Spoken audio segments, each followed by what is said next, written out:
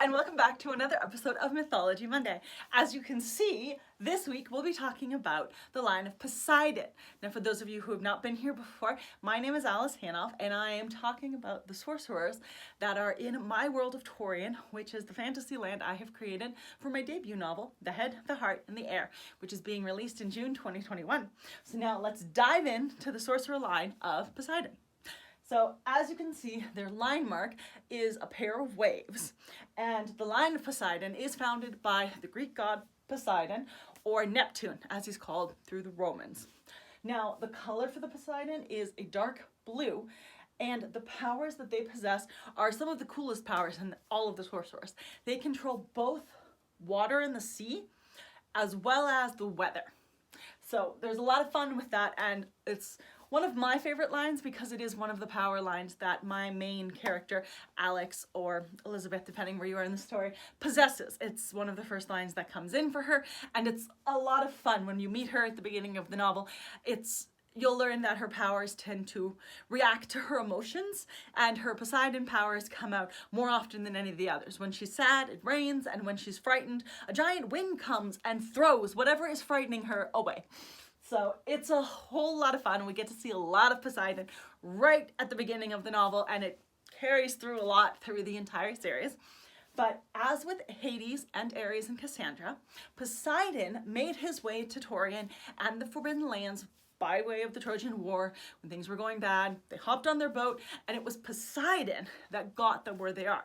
He's the one who was able to manage the seas and the wind in order to carry them forward to find their way to Torian, the magical land that my book is set in, and get them to the Forbidden Lands. Now, clearly, when you're an island in the middle of a giant sea, which in my story is called the Aegean Sea, they were thrilled to have a sorcerer with the ability to control the wind and the water and the weather and everything come there. So they were more than happy to take Poseidon and have him come live with them. And if it meant taking Ares and Hades and Cassandra with him, they were okay with that. They needed more people. They wanted different kinds of magic in their world. They were like, come, we will take you. And so they were some of the big sorcerers that showed up at the very beginning. Because this line is founded by a god, it does tend to have significantly more power and strength to the power than some of the other lines do. But it has been watered down clearly a little bit through all of the generations since it was founded by a god. But it is a line that has a lot of fun. They tend to get along with most of the people, the exception, of course, being Salem. Water and fire don't tend to play nice together. So because of that, those two lines tend to steer clear of each other unless they're required. When they're young, they often are forced to train together because if something goes wrong with fire, you need water around in order to combat that. But once they're adults and they've managed to have their powers under control, they tend to stay far, far away from each other, which makes perfect sense. But yeah, so Poseidon is one of the lines that likes to live on the sea. So they have a bigger stretch of beach than the other lines tend to, simply because they want to be around the water in order to control it.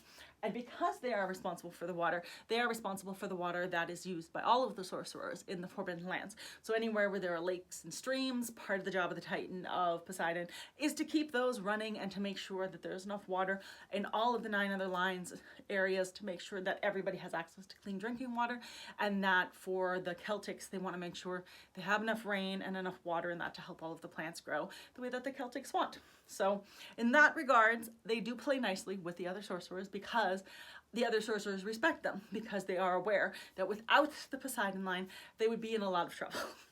So the sorcerers respect the fact that they need Poseidon. And because of that, it does give Poseidon a lot of power and a lot of sway over the other sorcerers.